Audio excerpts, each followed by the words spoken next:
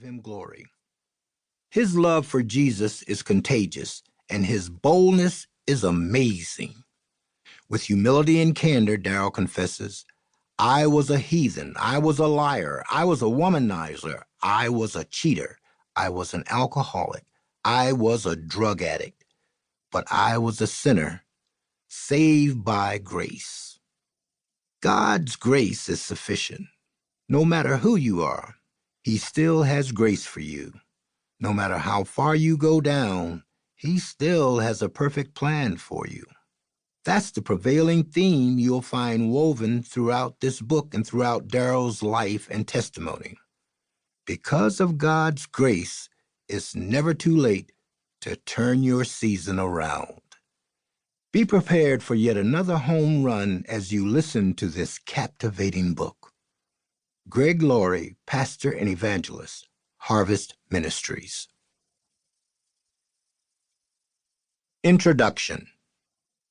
I'm just a nobody trying to tell everybody about somebody who can save anybody. You might not know that song.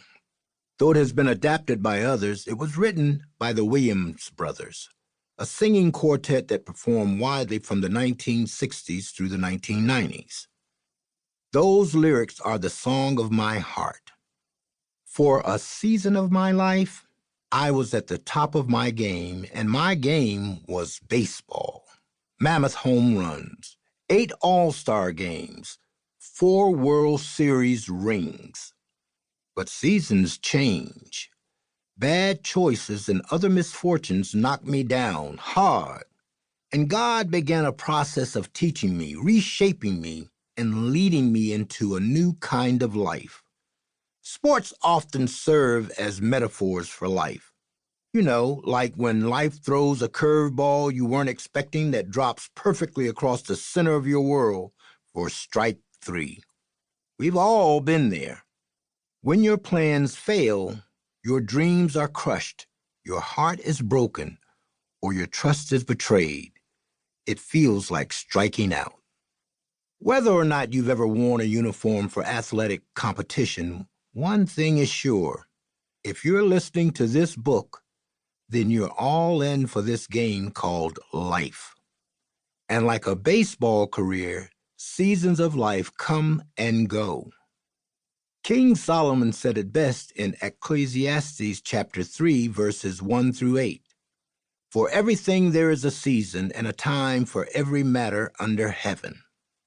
A time to be born and a time to die.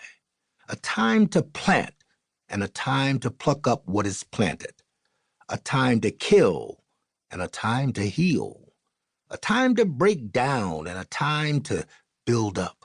A time to weep and a time to laugh, a time to mourn, and a time to dance, a time to cast away stones, and a time to gather stones together, a time to embrace, and a time to refrain from embracing, a time to seek, and a time to lose, a time to keep, and a time to cast away, a time to tear, and a time to sow, a time to keep silence and a time to speak, a time to love and a time to hate, a time for war and a time for peace.